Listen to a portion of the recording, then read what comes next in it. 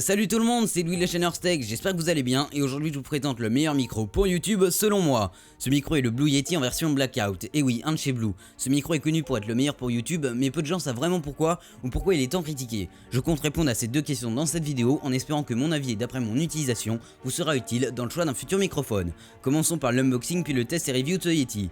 Premièrement, Blue nous réserve un packaging peu commun et assez soigné et sobre en rapport à l'appellation du micro. Sur chaque côté de la boîte, on y retrouve toutes les caractéristiques en français et en anglais, mais on y reviendra plus tard.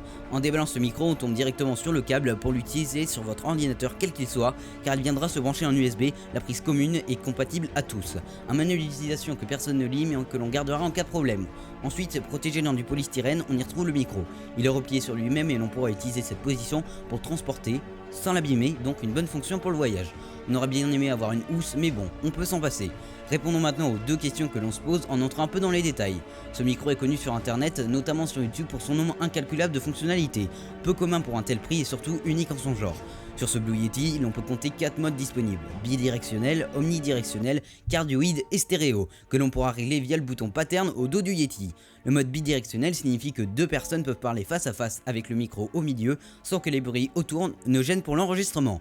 Omnidirectionnel signifie que l'ensemble des sons présents dans la pièce sont enregistrés et pris en compte, une sorte de capte-tout.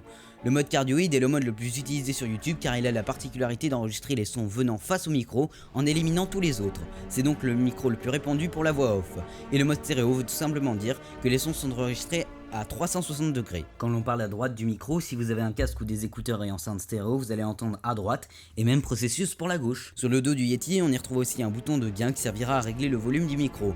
Sur la face avant, un bouton mute qui vous servira à vous faire taire pour ne pas dire de bêtises, ainsi qu'un bouton volume, mais cette fois-ci pour le volume du casque. Et oui, car en dessous on y retrouve une prise jack pour du monitoring. Ce micro est entièrement fait en aluminium ainsi que le pied qui est bien évidemment fourni avec le micro. Cela fait vraiment plaisir et surtout donne une vraie impression de solidité. Comment vous dire que le micro pèse au total 1,5 kg et sans son pied 550 grammes. Plus le micro est lourd, plus cela montre que le constructeur a mis du sien pour la durée de vie du produit. La qualité d'enregistrement est très bonne, quels que soient les modes, mais il faudrait quand même vous munir d'un filtre anti-pop comme tous les micros pour éviter les différents bruits que vous effectuez lors de votre temps d'enregistrement.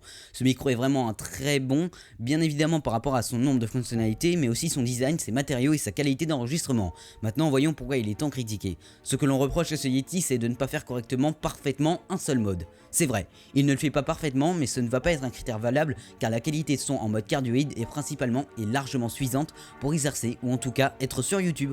Depuis le début de cette vidéo, j'enregistre avec ce Blue en cardioïde comme pour la vidéo précédente où je vous mets une petite fiche à disposition pour la consulter.